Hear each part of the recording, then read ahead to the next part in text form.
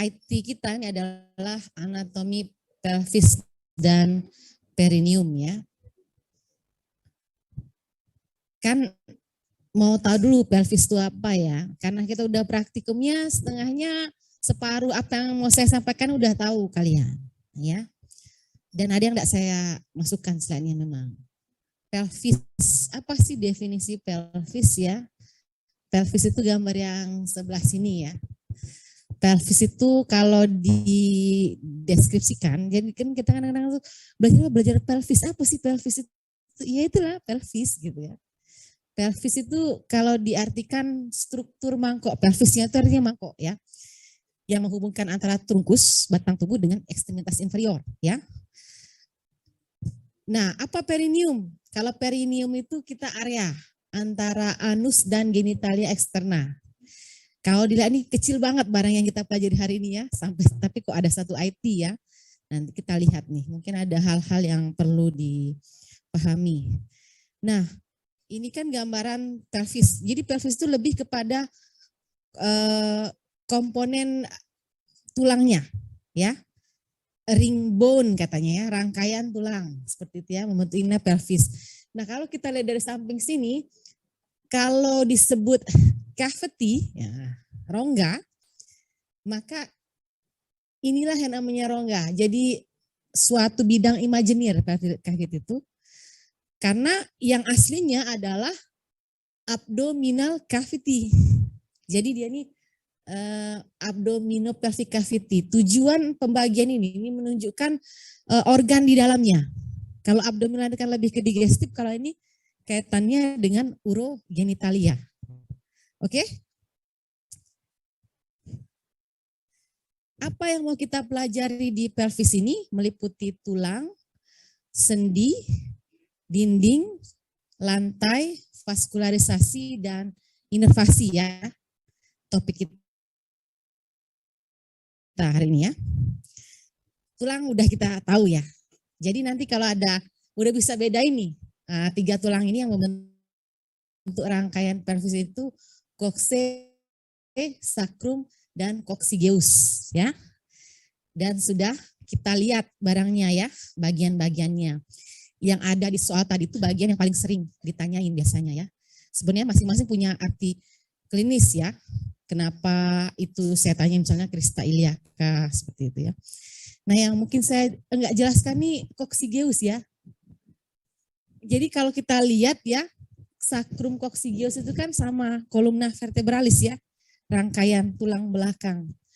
Nah ini kan kalau lihat batas ini mirip aja bentuknya, cuma makin ke bawah tuh makin rudimenter ya, kita bilang lebih mengecil seperti itu. Kan ini kan kurang lebih sama dengan ini sama dengan bagian atasnya. Ya, jadi kalau di coccygeus ya cuman ini aja, paling bedain kan dia kan 4 tulang sebenarnya, tapi berfungsi jadi satu, coccygeus 1, 2, 3, 4. Kalau sacrum 5 kan, oke? Nanti kan udah tahu ya itu ya, nanti dibaca-baca lagi. Nah, jadi setelah pelvis itu kemarin kan sebenarnya sudah ada apa ya? Skenario ya. Skenario saya nggak bisa itu hari itu ya, saya full hari itu. Jadi tidak boleh online lagi ya waktu pleno.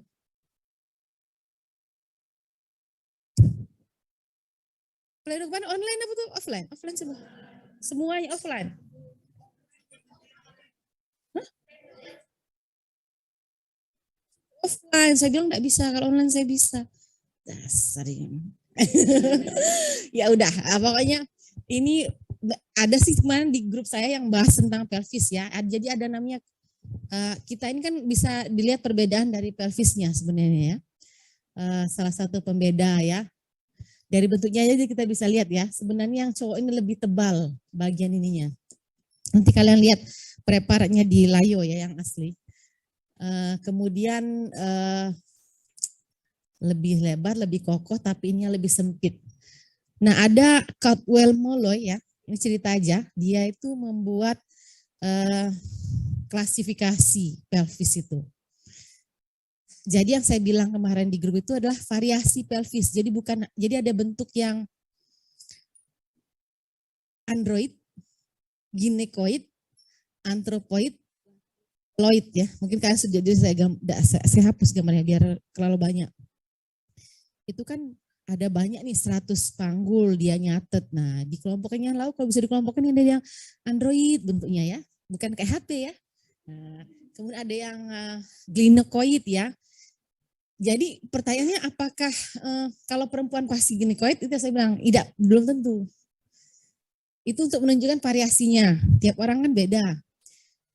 Cuma untuk persalinan, nah yang dibutuhkan yang ginekoid seperti itu. Kalau android cenderung ke arah laki-laki.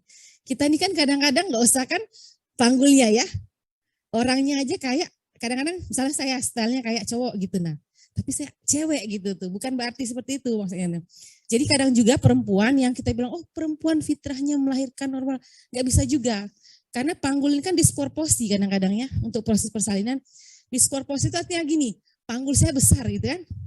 Kepala anak saya lebih besar gitu kan. Waktu itu hamilnya lebih besar seperti itu kan.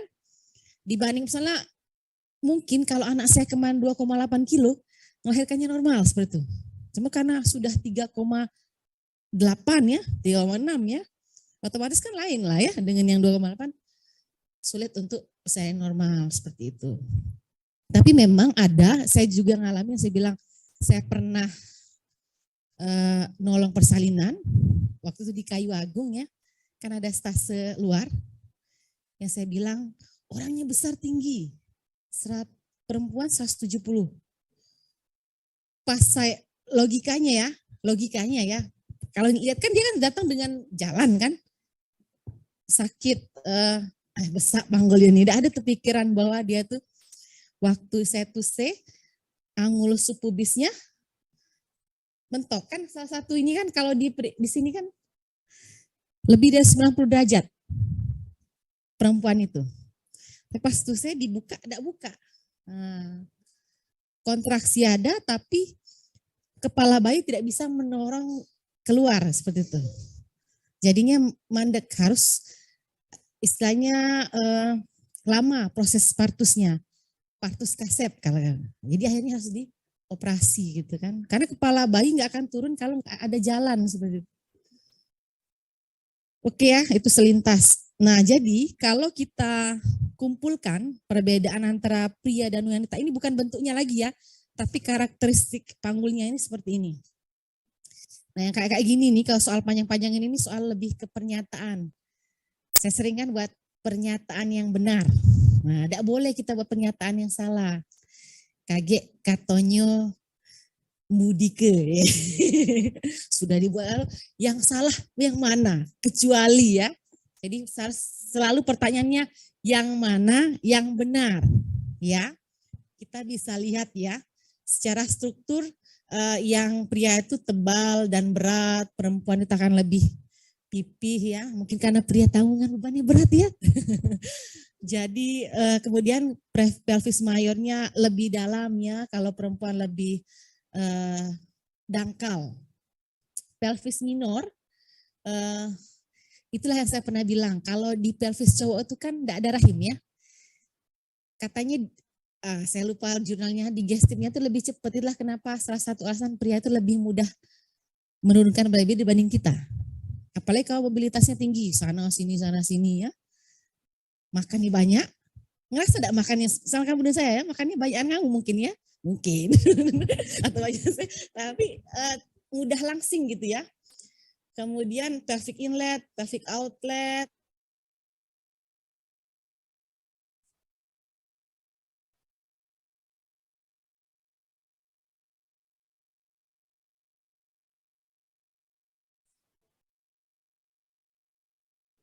Rangkuman perbedaan antara pria dan wanita. Nah, gambarnya aja kurang satu ya. Nah, setelah itu kita apa? Nah, kita mau cerita sendinya. Udah ada tulangnya, ada sendinya. Ada sakroiliaka, lumbosakral, simfisis pubis, sakrokoksigial, dan hip joint. Ya, sebenarnya 4 yang masuk ini. Cuma saya pikir-pikir di ekstremis inferior saya tidak ngajar hip joint ya. Tidak kan? Tidak nyinggung. Jadi saya tembus ke kemarin kami sedang kami itu diskusi mana sih yang tidak kita bahas, akhirnya ketemu nih. Kalau dari urutannya ya, sendi ini yang paling support itu adalah sacroiliaca di pelvis. Ya. Baru simpisis pubis, baru lumbosakral dan sacrococcygeal, ya seperti itu. Hip joint dengan sendirinya ya, hip joint ini bagian yang tidak terpisahkan ya, karena kan definisi pelvis tadi kan menghubungkan dengan ekstremitas inferior ya. Harusnya ada videonya ya. Nah, tapi tadi itu ya ceritanya aja ya. Nah, hip joint. Hip joint ini kalau kalian ingat sama kayak glenohumeral. Masih ingat glenohumeral? Iya, bagus kalau masih ingat. Di mana?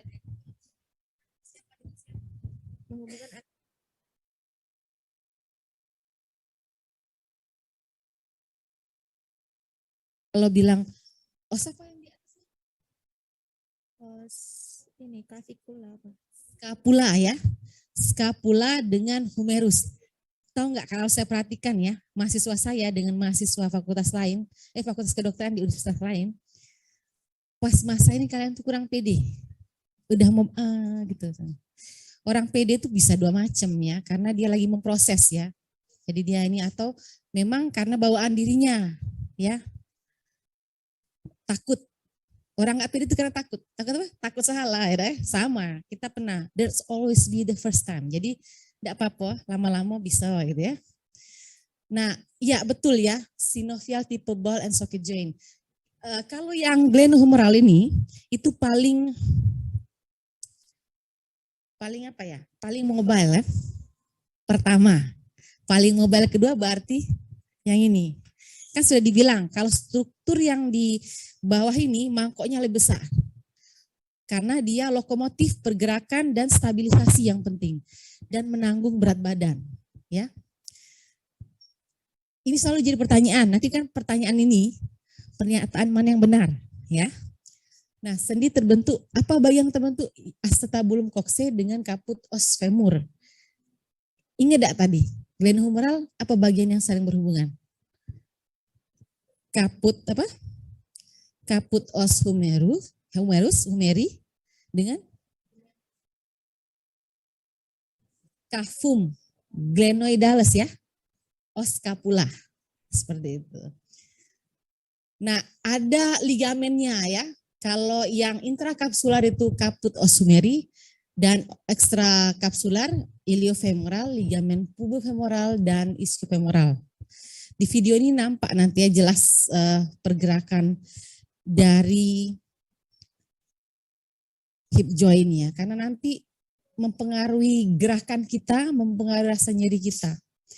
Kalau pada pria ini lebih stabil ya, kita ini perempuan ada hamil ya, dan itu mengubah postur. Kalau tidak diperbaiki maka istilahnya tuh terus membekas gitu. Yang ada istilahnya lordosis lumbalis ya. Nggak usah kan cewek, cowok, kalau kalian lihat yang perutnya besar, itu kan otomatis jalannya seperti ini.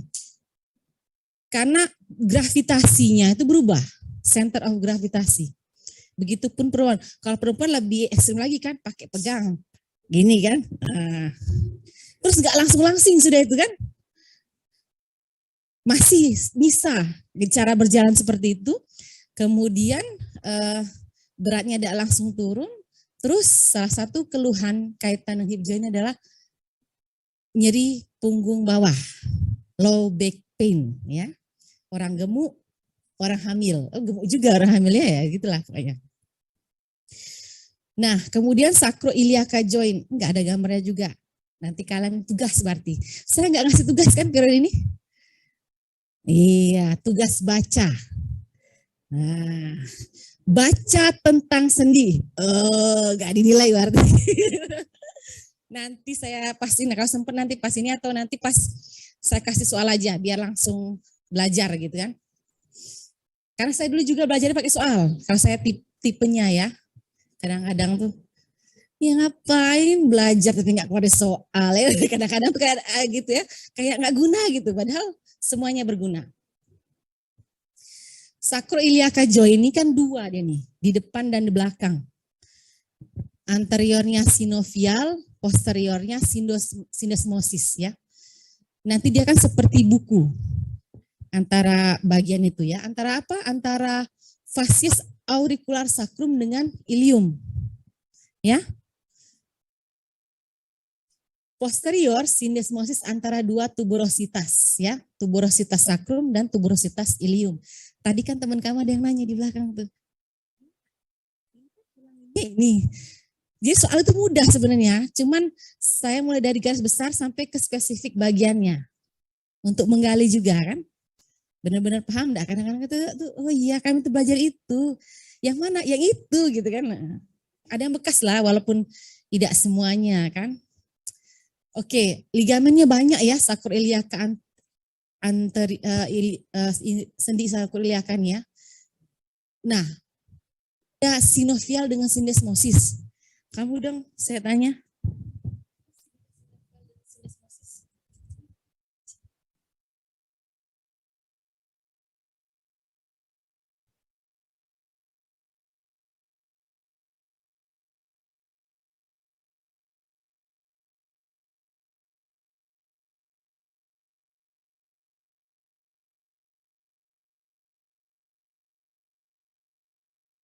Jadi sendi itu kan itu kan ada pembagiannya coba. Iya, tuh. Biar manjang ke kelambu deh. Coba deh. Saya pakai istilah-istilah Palembang enggak apa-apa kan ya? Biar yang bukan dari Palembang semangat juga. Hairan. Kamu sendirian Hairan di sini, Hairan. Oh. Dulu tuh ya, kita tuh kalau kuliah pasti ada ngecup. Kan kita kan lu di Layo ya. Iya ngecup kursi. Kami inilah adalah, saya termasuk dalam rombongan yang ngecup kursi. Datang belakangan kursinya sudah ada. Dan di depan juga ya. Oh, kalau inget itu nyesel saya. Merasa berdosa saya. Kau duluan lah, taruh kertas aku di sana. Kalau berdasarkan pergerakannya Hairan, ada berapa tipe sendi?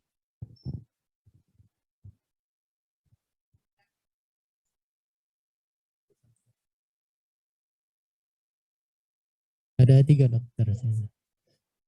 Sinartrosis, amfiartrosis, sama dinartrosis ya dok.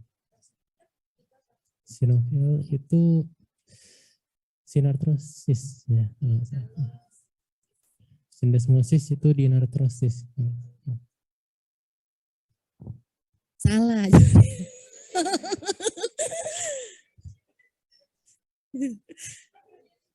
Jadi diartrosis itu yang bergerak ya. Sinovial, cuma sinovial. Kalau yang lain tuh geraknya sedikit kayak syndesmosis ya. Syndesmosis kan antara tulang bisa bergerak karena sesuatu dan lain hal. Kayak contohnya sutura itu nggak bisa bergerak kalau udah tua. Tapi kalau masih anak-anak bergerak. Simpisis itu nggak akan bergerak ya. Simpisis fibrocartilago. Tapi kalau orang mau persalinan ada hormonnya relaksin bisa seperti itu ya. Ini direview aja ulang ya. Nanti ingat pertanyaannya untuk kasih ini pernyataan yang mana yang benar terkait sendi ini, oke? Lumbosakral. Kalau lumbosakral ini kan prinsipnya sama ya dengan vertebra, ya. Jadi ada diskus intervertebralis dari vertebra lumbalis 5 dan S1. Facet joint. Kayak keren banget. Zygapophyseal joint. Pada bagian proses artikular. Ini khas. Jadi kalau ada pertanyaan ini, enggak mungkin yang lain. Kalau saya bilang di antara sendi ini, yang mana yang zygapophyseal? Lumbosakral kan? Nah iya. Lanjut simpisis pubis ini kan cartilaginosa sekunder ya. Nah, saya bilang ya tadi ini sudah diceritakan berapa kali. Sacrococcygeal. Ini mirip dengan lumbosakral tadi kan? Arahnya sama ya. discus intervertebralis ya, dan ada ligamen anterior dan posterior sacrococcygeal. Saya pernah bilang ya, katanya kalau kita meninggal, kalau orang Islam tuh tersisa ini, nah ini yang akan dibangkitkan. Jadi ini, iya sudah pernah baca, Iqra ya. Jadi kita bisa, nah ini saya mau buat soal tapi nggak terkejar ya. Lanjut ya. Pelvis ada istilah-istilahnya. Kemarin ada 5 slide saya mau nanya. Ini salah satu slide aja. Saya fokus di sini bahwa ada pelvic inlet ya, atau apertura pelvis superior dan pelvic outlet ya. Apertura pelvis inferior. Jadi ini bidang imajiner sama yang menyatakan bahwa oke, ini punya tutup, ini tutup atas, tutup bawah. Seperti itu. Ya. Nah, karena definisi itu, maka bagian di bagian atas dari pelvic inlet itu disebut pelvis mayor, ya, dan bagian bawahnya pelvic minor, ya. Deskripsinya seperti ini, ya. Yang mayor itu pada superior pelvis, ya, ada batas-batasnya. Isinya adalah kolon sigmoid dan ileum. Ini pertanyaan standar. Seringkali saya tanya, isi dari pelvis mayor apa, ya? Sebenarnya kalau dibilang kan banyak digestif itu, cuman yang di mayor itu adalah ya. Dan minor, kok pelvis mayor semua ya? Salah ini. Pelvis minor organa genitalia ya dan urinaris. Nanti saya koreksi lah, saya kirim ke. Lalu ada pelvic floor. Ya, bidang sekecil itu aja dideskripsikan ya, punya lantai. Dan lantainya ini memisahkan kavitas pelvis dengan perineum ya. Apa nama strukturnya saya udah bilang kemarin, diafragma pelvis ya. Menutupi bladder, uterus, dan rektum ya. Peran pentingnya apa ya? Anal sphincter, regulasi ya. Jadi proses itu dipengaruhi oleh dasar pelvis. Mungkin saya pernah cerita secara spesifik ya pada grup-grup tertentu. Dan ini adalah gambarannya ya. Jadi apa saja otot-ototnya? Pubococcygeus ya. Pubococcygeus ini kalau pada pria puboprostaticus dan pada wanita pubovaginalis ya. Lalu puborectalis, namanya ini menunjukkan arah serabutnya ya. Dari pubis ke coccygeus, dari pubis ke rektal ya. Kemudian, nah yang paling besar kan pubococcygeus ya, paling luas gitu ya. Kemudian yang digambar ini puborectalis ya, dia bentuknya kayak ayunan gitu ya, sling. Ini kaitan dengan defekasi, BAB, pup ya. Termasuk sphincternya juga ya, supaya nahan indah itu. Waduh, tali sepatu saya enggak ini ya. Lanjut ya. Nah, kita bisa lihat pelvic floor ini ya. Selain itu tadi ada juga otot coccygeus ya di bagian posterior ya. Nah, yang 3 otot tadi itu namanya levator ani. Dari namanya, ya nggak usah dihafal, ini paham. Elevasi dari anus ya, ngangkat. Terasa, ya silakan deh. Nah, ini bukan pelvic floor seharusnya, otot coccygeus ya. Judulnya salah nih. Otot coccygeus ini ada 2 otot triangular ya, bentuk segitiga. Yang lancip ini di spina ischiadica. Dan dasarnya pada margin lateral os coccygeus dan os sacrum ya. Dia ini kan posisinya lebih ke bagian anal ya. Seperti itu. Lebih ke situ. Nah, lanjut dinding. Obat ini belum selesai, tidak apalah ya. Lagi ya. Kayaknya udah pernah saya jelasin belum obturatorius internus ya? Di ekstremitas inferior, mungkin saya singgung dikit ya. Nah, untuk dindingnya ini, inilah komponennya. Sacrum, coccygeum, coccyx, ligamen sacrotuberosum, sacrospinosum, otot piriformis, dan obturatorius internus. Nah, obturatorius internus nanti cari ya. Yang piriformis yang kelihatan ya. Lihat ya, ini kan keluar dari foramina sacralis ya. insersio ke trochanter mayor. Kalau obturatorius internus itu membentuk dinding anterolateral, maka yang piriformis itu yang belakang, posterolateral. Udah ya, itu aja yang paling saya tanya.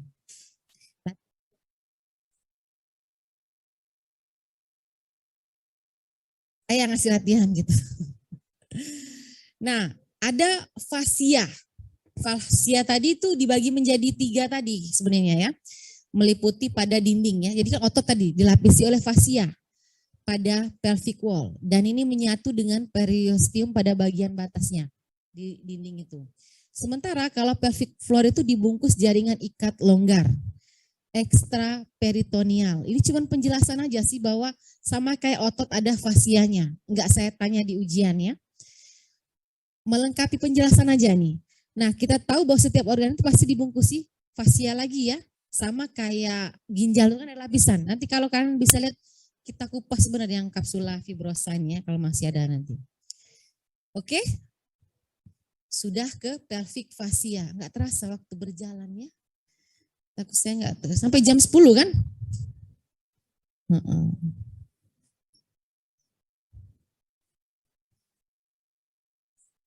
Zoom-nya terputus katanya. Ini kadang-kadang itu. Sudah ada. Oke, lanjut ya, vaskularisasi. Nah, balik lagi ya, kalau saya cerita vaskularisasi, inervasi, saya ngerangkum ya. Detailnya kamu baca-baca ya. Jadi saya cuma meringkas saja bahwa di pelvis itu kalian lihat kan ada anastomosis ya, anyaman kan? Karena sirkulasinya kolateral kan, meluas bentuknya seperti itu. Nah, dibentuk cabang-cabang. Yang perlu kalian ingat itu adalah arteri iliakanya ya. Area arteri iliaka komunis yang nanti akan membuat cabang interna dan eksterna ya. Yang untuk pelvis adalah arteri iliaka interna. Itu kalau ditanya pasti bisa kan? Pasti insya Allah. Nah, ini ada bagian yang beda cowok dengan cewek. Semuanya itu bersama namanya. Kecuali vesikalis inferior di pria itu sama dengan arteri vaginalis di wanita seperti itu. Yang kayak gitu ya. Kemudian ada arteri yang cuma ada di wanita, balik lagi arteri uterina ya. Nah ini ya gambarannya.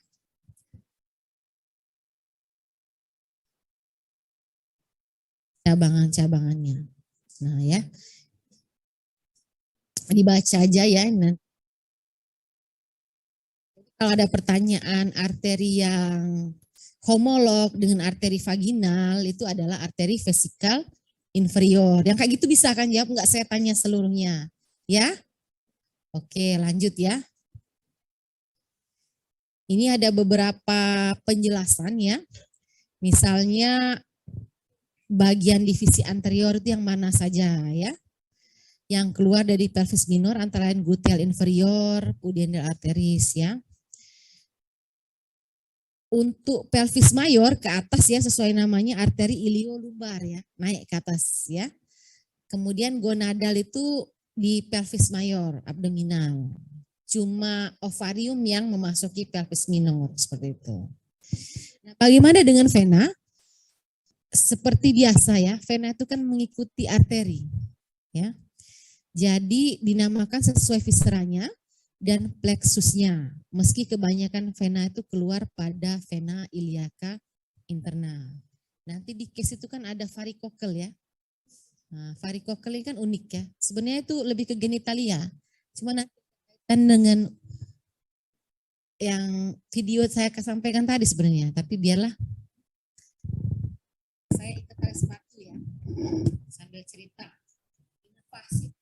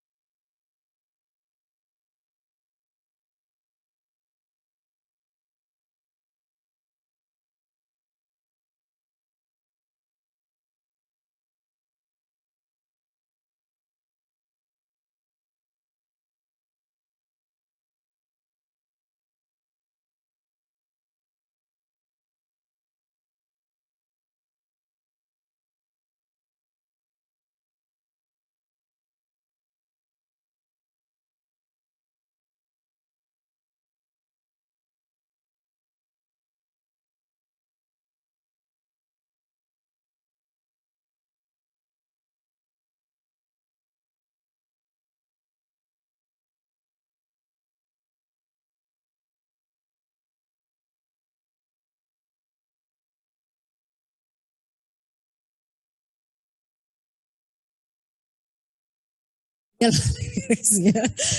Jadi kan kita kan ada pasien nih, pasien dia sebenarnya kuli bangunan ketimpa dinding apa itu nah. Kan kita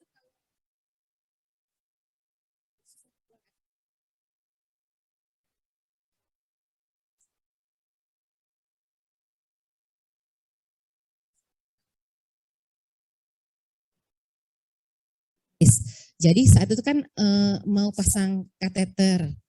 Teman saya asisten. Itu posisi di UGD. Nah, teman saya nyiapin alat kan. Teman saya itu yang melaksanakan. Teman saya lagi masang itu, saya menyiapin alat, saya besar gitu kan. Walaupun sudah ada pendidikan dasar ya, ketika melihat secara langsung saya terkejut.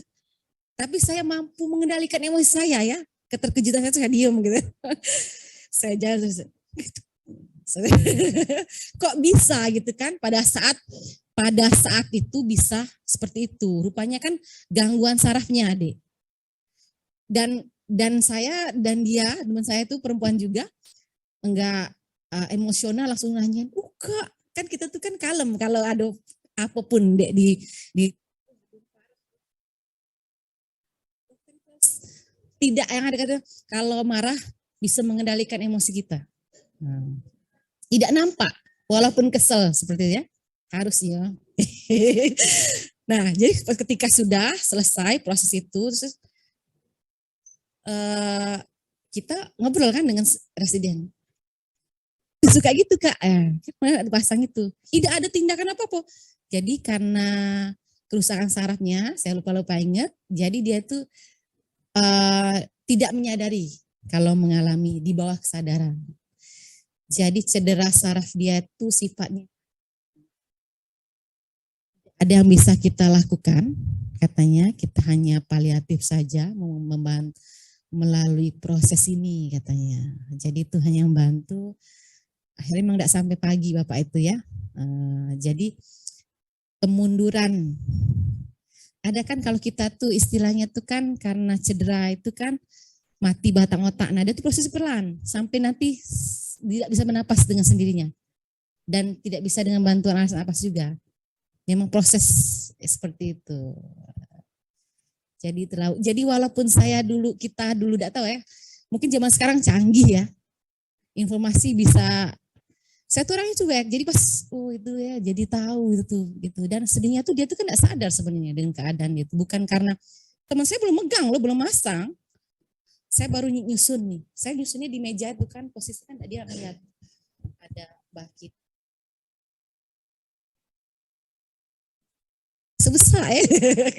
Karena posisinya tuh beda ya, kita lihat kan prosesnya nah dari naik terus gitu. Nah, dari itu. Jadi telah akhirnya beliau tidak selamat ya. Nah, itu kaitan dengan serabut saraf ya, bahwa sedemikian rupa. Jadi kaitan kontraksi otot, inervasi itu kan bukan semata-mata berhubungan. Buang air besar, buang air kecil ya, saya bilang juga melahirkan. Yang jelas itu kalau perempuan melahirkan ya. Nah, ini ya. Inervasinya ya. Balik lagi ke anyaman ya. Saya ini jarang nyinggung-nyinggung persarapan ya, karena ya ada yang ngajarinya kan. Lanjut ya. Limfe ya. Kalau cerita limfonodus ya, ada limfe, limfatik, limfonodus. Limfonodus itu nodus berarti ya. Kayak kamu bisa bilang di selangkangan ya, kanalis imunalis, ngelanjer.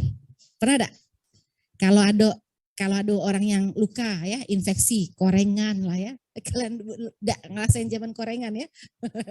Ada korengan misalnya, main kan kotor-kotoran. Kata Rinso kan bersih itu baik ya. Tapi kan korengan terus ya. Bernanah gitu kan.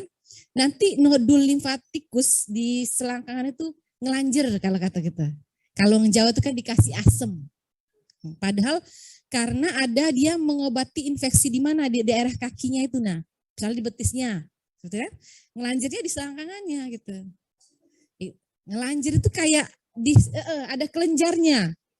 Nah, kelenjarnya beka. Bedanya dengan tumor kan itu kan anget biasanya karena infeksi. Nanti ngempes sendiri sebenarnya sih.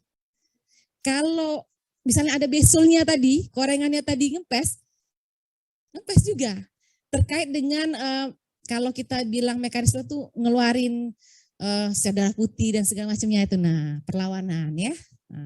Nah bagus banget ya di pelvis ini strukturnya sehingga, nah ini enaknya sehingga sama kayak di ketiak ya, metastasis itu mudah banget terjadi.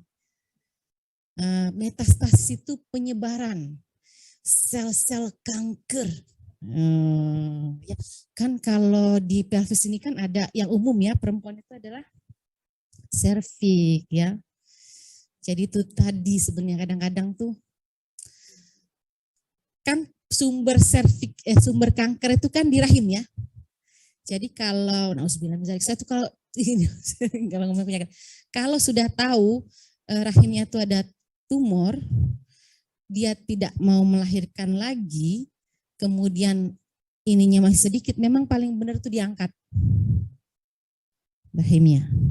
Karena kadang-kadang kalau cuman terapi apa itu kan kadang orang itu tapi gitu ya, udah mepet baru ya. Nah ketika diangkat itu kan tidak ada peluang untuk metastasis gitu. Gimana mau metastasis orang sudah diangkat semua ya. Tapi memang ya prinsipnya setiap pengangkatan organ tubuh apa saja, bahkan limpa yang katanya nggak apa-apa, katanya ya, tonsil pasti ada perubahan di tubuh orang itu pasti kan. Karena sesempurnanya orang tuh harus lengkapkan anggota itu pasti ada. Dan itu nanti akan dikerjakan oleh organ yang lain biasanya kan. Sering kan kita lihat orang buta yang nggak melihat, tapi sistem saraf tangannya lebih peka atau pendengarannya lebih peka, itu biasa diimbangi memang. Masya Allah ya Allah tuh udah ngasih seperti itu. Nah bagaimana polanya sama dengan pembuluh vena ya. Nah ini kelihatan nih penyebarannya. Ya. Oke, kita sudah selesai cerita pelvis ya. Tugas baca kalian, baca sendi, baca vaskularisasi. Baca-baca aja, jadi udah pernah baca. Karena nggak saya jelaskan detail gitu kan. Nah, perineum itu apa sih? Tadi sudah saya bilang, perineum itu adalah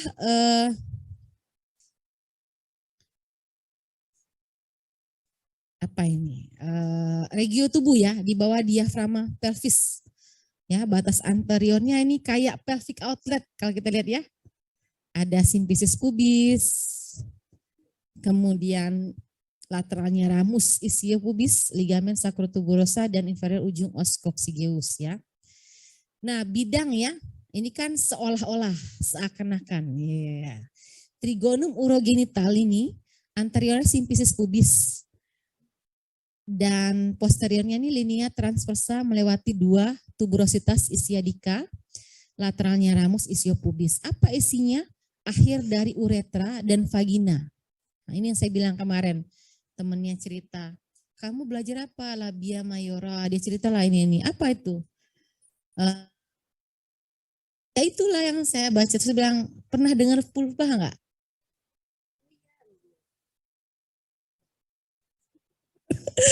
Pas diskusi kemarin. Nah ini bagaimana? Jadi nanti kita lihat lapis per lapisnya ya. Trigonum urogenital. Nah ini nanti saya tanya di ujian. Nah udah saya tahu ujiannya. Saya tanya lapisannya dari luar ke dalam. Nah, jadi ini kalau orang tuh berbaring ya. Pertama ini kulit dulu. Di sini skin. Ya di bawah ini urutan dari luar ya. Fascia superficial perineal. Saya pakai bahasa Inggris saja ya, susah kan? Biar sama. Superficial perineal fascia. Setelah superficial itu ada deep perineal fascia. Ya, yang hijau. Kemudian yang kuning ini adalah superficial perineal pouch. Perineal membran.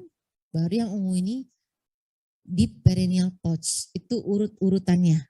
Oke guys, nah, nanti pertanyaannya dari luar ke dalam urutan lapisan trigonum urogenital yang paling tepat adalah, nah ini kan diacak. Saya nggak tahu itu habis. Kalau saya itu kalau ada A, C. Kayak kayak gini ya. Saya kemarin kan tes TKA ya. Ternyata cepet banget TKA. Apa sih yang untuk TOEFL sama itu? TPA. Kalau mau ngaju sekolah gitu kan. Jadi ternyata ya, saya untung udah nonton YouTube ya. Tips dan trik kata dia ya. Salah satunya tidak semua soal itu harus dihitung katanya. Kadang perkiraan aja misalnya. X sama dengan setengah, Y sama dengan setengah tambah X. Maka Y lebih besar di X kan. Seperti itu tidak usah dihitung atau tidak usah ditulis. Nah ada juga soal yang silogisme ya. Yang jika Rina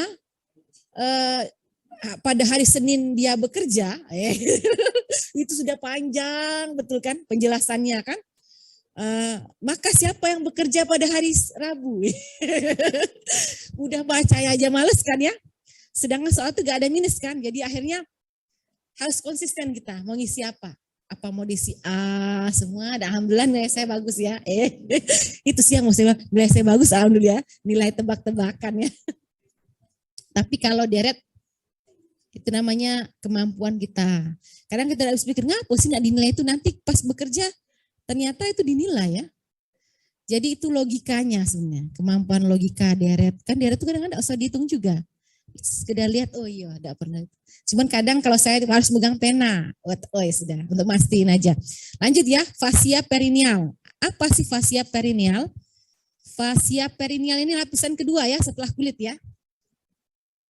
Fascia perineal ini ya, nih warnanya biru ini adalah lanjutan dari fascia abdomen.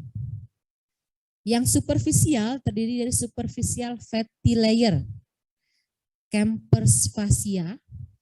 Ini di perempuan mon pubis dan labia mayora meluas ke anal. Kalau cowok nih Camper's nih skrotumnya ya. Kalian lihat kremaster itu ya otot ya. Pokoknya di daerah sekitar itulah ya. Lebih ke lemak ya. Kemudian lapisan membranus, deep membranus ya. Ini yang fascia coles ya. Tidak meluas ke anal region ya. Lebih ke membran perineal. Deep perineal fascia otot pada di videonya tuh lebih jelas ya, pada superficial perineal pouch ya. Oke ya. Yang bintang biru ini superficial, yang hijau fascia profunda ya. Deep fascia. Nah, ini sih kalau nak mau lihat lebih jelasnya ya.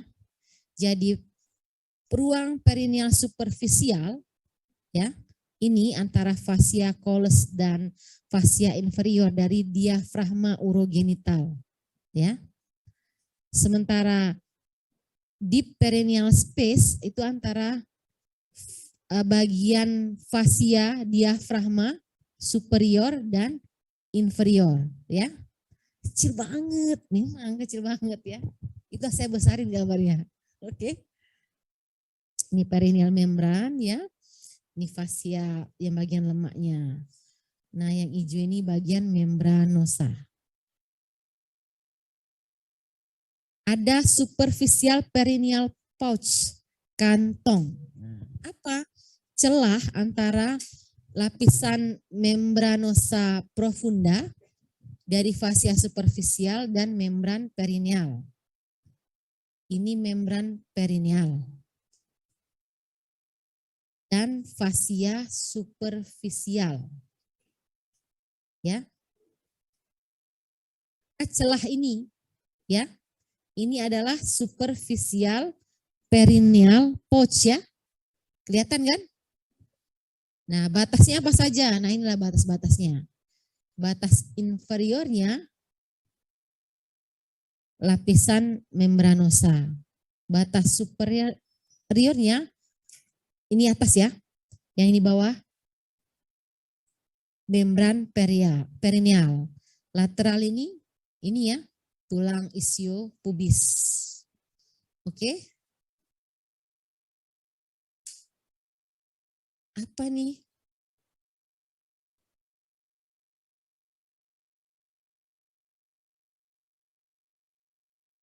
Ya kan?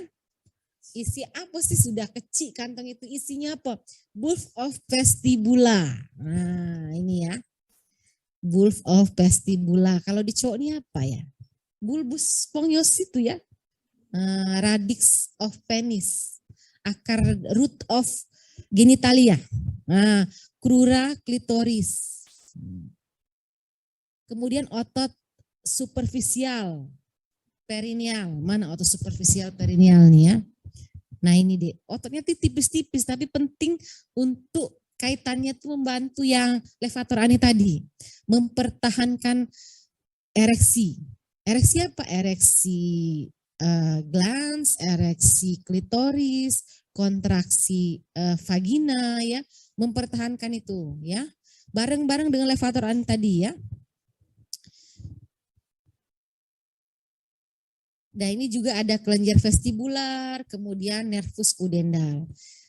Jadi mungkin pernah tidak kalian dengar persarapan paling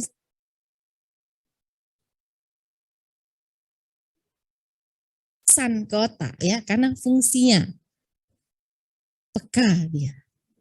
Oh, maksudnya ya peka atas rangsangan taktil ya.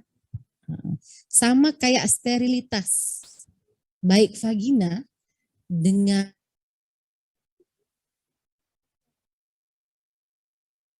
vagina kan posisi terbuka terus. Bagaimana floranya itu mempertahankan kondisinya supaya tetap asam.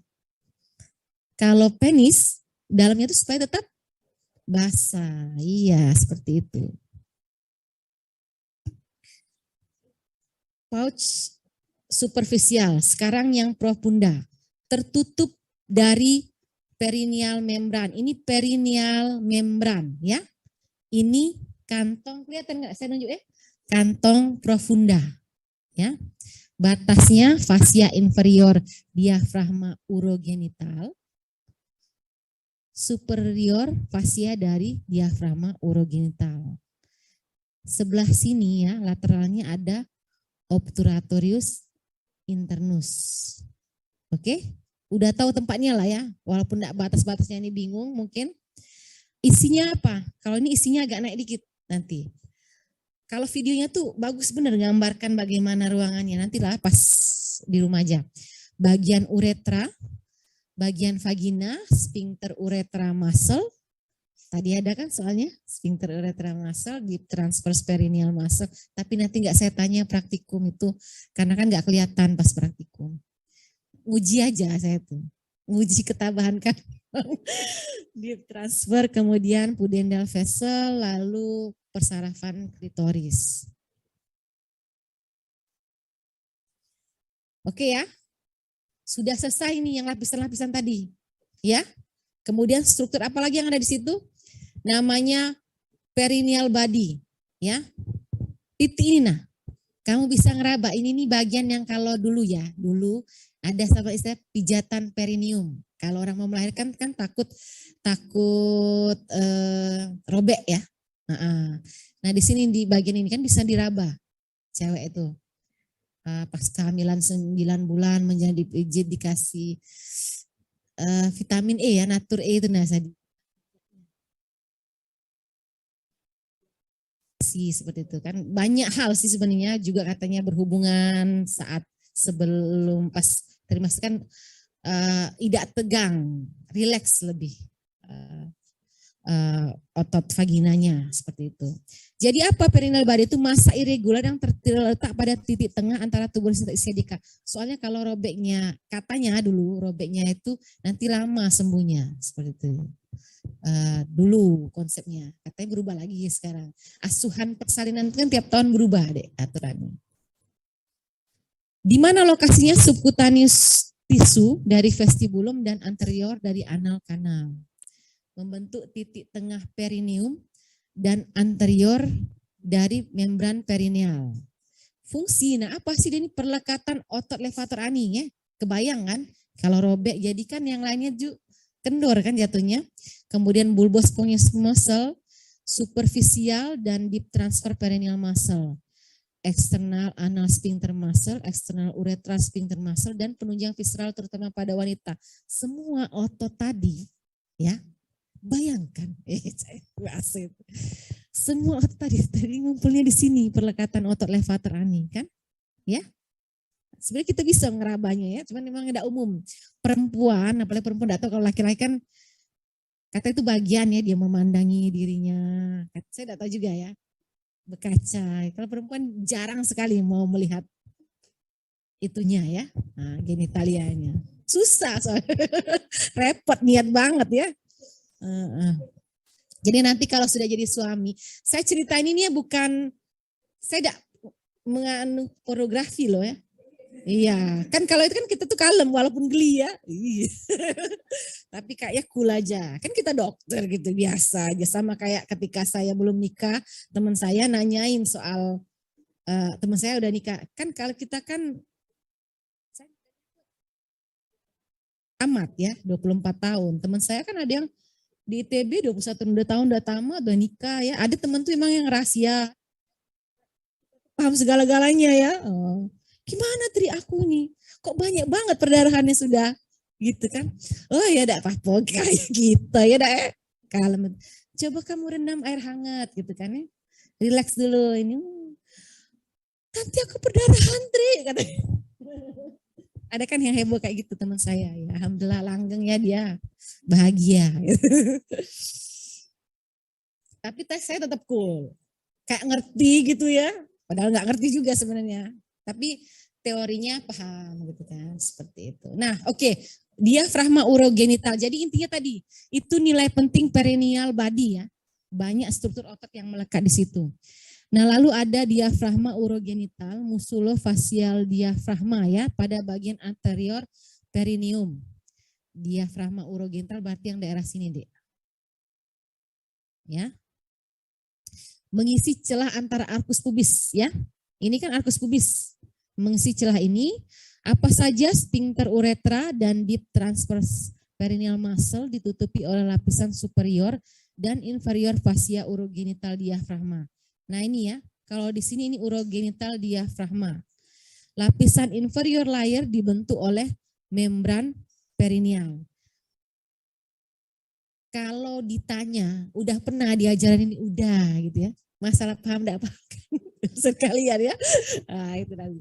Jadi ini nah, arcus, saya ulang lagi, ini arcus pubis. Nah, ini ada lapisan diafragma urogenital kalau dari sini. Kalau di sini ini nah strukturnya, ya. Jadi kita tuh kalau bentuk itu kayak lapis-lapis itu nah. Walaupun ini perineum ini kecil, di lapis ini sekarang anyamannya tuh bagus banget gitu. Ya. Bayangkan kan ini kan posisi ya. Kita ini berdiri nah, posisi yang nak jatuh kan. Ya, ini kan. Kalau saya bayangkan di bawah itu kan, tapi disusunnya sedemikian rupa supaya nah tetap tegak. Nah itu saya bilang, ini bisa dilatih otot-otot.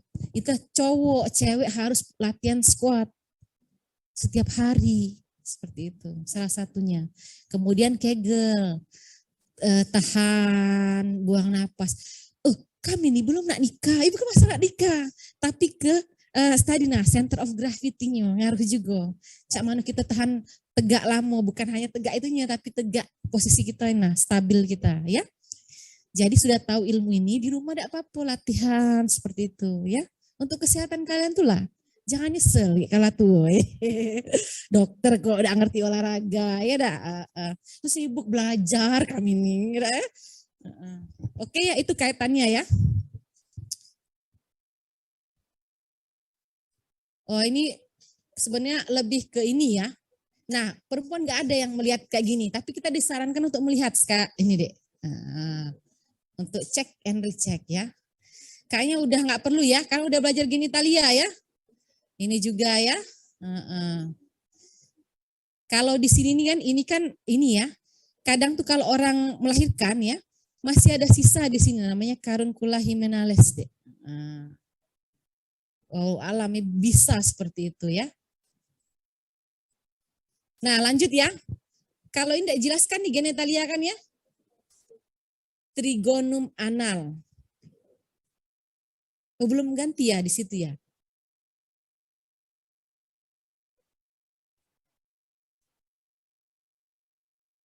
Saya ingatkan lagi ya. Ini bagian tausiahnya. Iya ya. Mungkin ada istilahnya tuh kita tuh ya. Terlepas kalau balik ke agama ya. Tidak boleh hubungan itu. Nak pria, nak wanita ya. Definisi perjaka gadis itu intinya suatu hubungan. Saya agama Islam, kita itu harus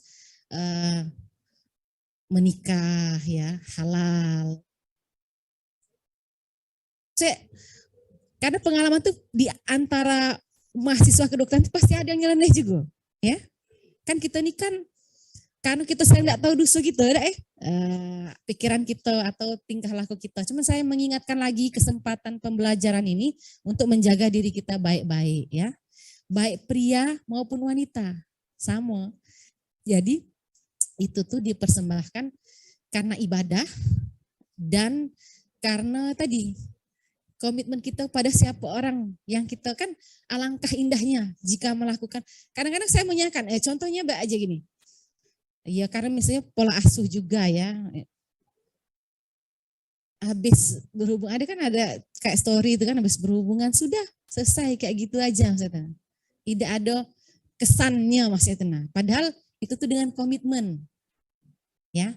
Semua tindakan. Jadi maksudnya itu, nah baik lagi apa nak? Ini pencegahan, ya. Apa pencegahan itu dengan menjauhi? Karena dalam agama kita kan kita bukannya tidak boleh bahkan ya menjauhi, dekat beda boleh. Semua unsur yang bisa mendekatkan kita pada dosa itu harus dihindari. Pandangan pertama itu kan halal, ya tak? Ini kan semuanya dimulai dari mata, ya. Berteman cantiknya dia. Pandangan pertama halal. Jadi dosa berkedip beda terus. Tahan ke. Jadi intinya pesan saya ini berteman baik-baik, jangan kebablasan. Kalau sekarang nih masih ini Dek, tantangan besarnya apa nanti? Nah, saya ingat kalau pas koas. Ya. Pas koas tuh kadang interaksi kita deket nian. Skinship deh. Kau nih. Mulai dari itu ya. Kaget kan ini. Yang paham boleh ingeti dengan skinship. Nah, cak ini nih, cak deket-deket. Sambil jelas ke sambil. Ya. Ingat deh, kalau dua manusia, dua jenis kelamin yang berbeda, satunya setan ya. Ya. Jadi untuk seru-seruannya ya sebatasnya itu aja. Ya, saya baru ngerti cowok cewek itu pas nak tamat, pas nak nikah, baru belajar saya. Terus saya belajar.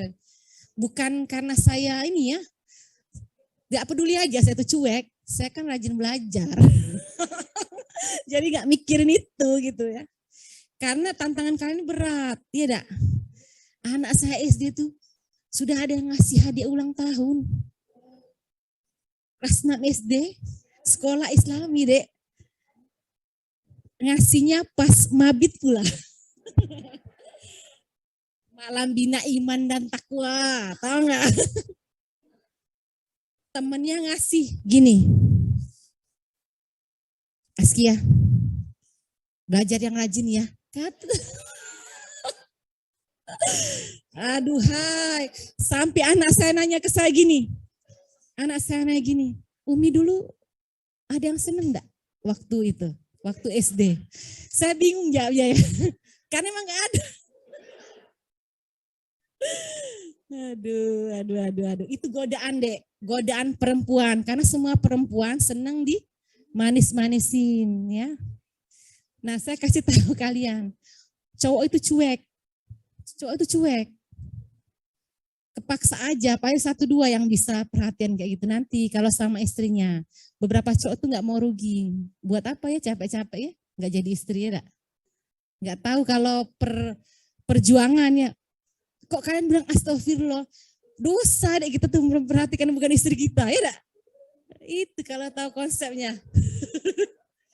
Ya enggak? Semua yang kalau tidak dibolehkan secara agama ya, itu jadinya dosa. Ketika sudah dihalalkan jadinya pahala. Seperti itulah, sesimpel itu ya. Jadi jangan kita kayak ilmu kita yang tinggi, tapi aku perhatian dengan dia harus perhatian juga dengan aku. Di usia saya nih ya makin kesini makin sunyi hidup itu deh. Jadi nikmatilah sekarang tapi sewajarnya saja. Berteman aja lah ya. Berteman wajar. Kalau memang jodoh ingat jodoh tidak akan kemana ya. Nah ini ya trigonum anal. Jadi pesan saya tuh ya stay single ya. Stay single. Iya, ya. Karena tuh lingkungan deh yang buat kita tuh kayak gitu. Gak usah lagi tuh sampai saya aja waktu itu. Iya ya, bilang ini tidak ada apa yang naksir dengan kau katanya. Karena waktu itu tetangga saya ya sudah punya pacar semua. Saya juga bingung waktu itu. Iya kali budak kate kalian. Ya, karena nggak mikir. Kan kata Bu Yamka, kita tuh akan mendapatkan apa yang kita cari. Karena saat itu saya tidak sedang mencari, ya tidak dapat. Paham enggak? Nah, pas nyari, tidak dapat juga.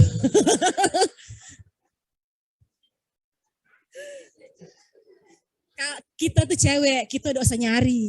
Kita tuh mele. Iyalah. Kalau ada mele kita ya. Iya, yang penting jodoh tuh mencerminkan diri kita, ujinya ya. Nah, yuk lanjut yuk. Trigon, intinya gitu ya. Kalau tidak siap dosa lah, belajar baik. Kalau siap nikah, ya.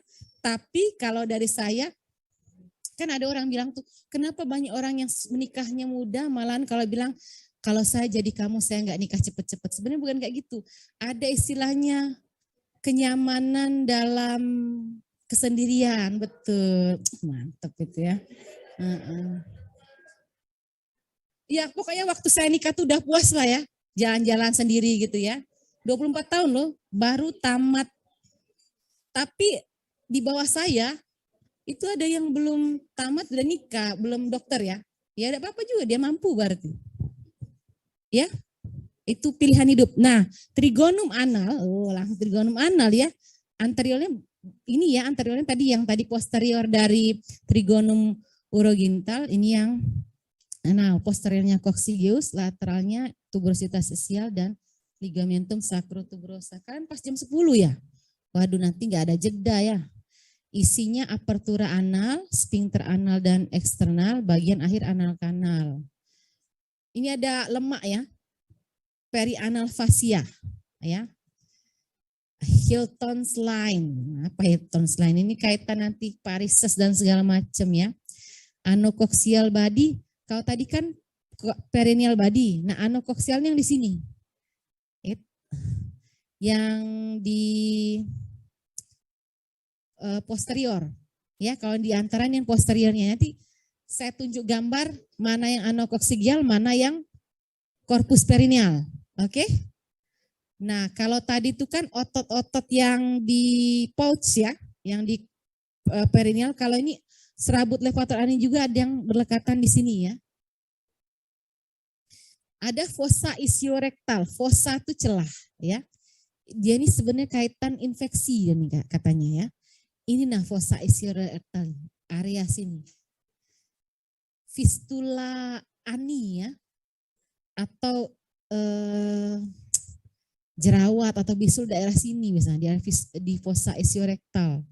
Ya, ruang berbentuk potongan kentang dibatasi, nah potongan kentang ya, dibatasi fascia masing-masing anal kanal. Isinya jaringan lemak, nervus pudenda, karena posisinya ada nervus pudenda nyeri ya. Pembuluh pudenda internal dengan kanal pudenda. Oke ya. Anal kanal, nah ini saluran. Anteriornya perineal body, poster ini batas-batas ya hubungan. Lateralnya fossa ischiorectal. Jadi bagian dia ini ada setengah di atas itu dari endoderm dan setengah di bawah ectoderm. Jadi beda nanti persarapannya ya.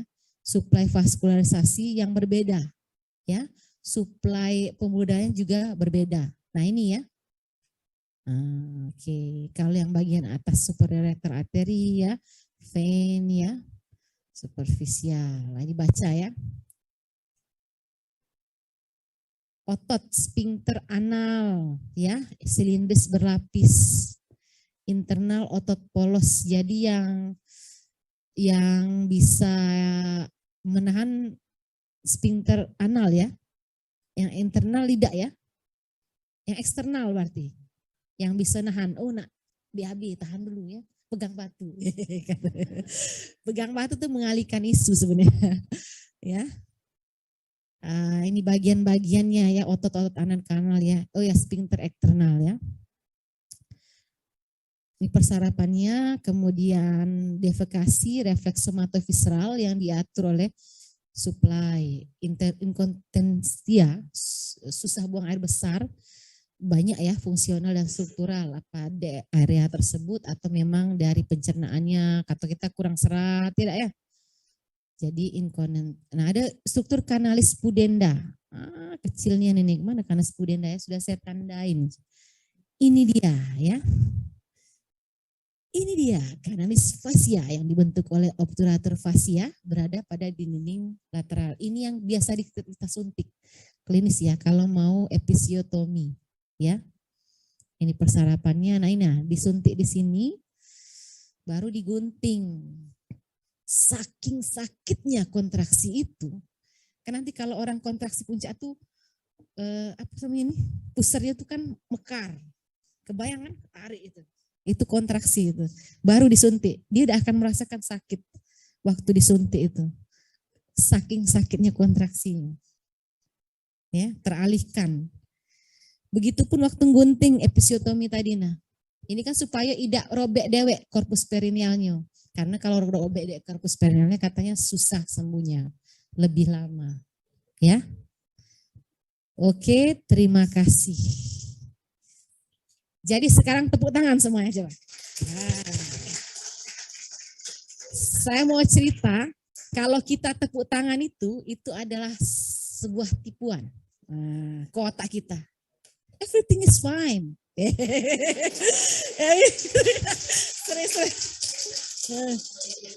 Cuma harus kedua tangan ya. Kalau bertepuk sebelah tangan itu sakit. Ya. Oke ya adik-adik, terima kasih atas perhatiannya. Mohon maaf atas segala kekurangan saya selama ini. Mungkin akan ada tambahan di sesi berikutnya, tambahan informasi.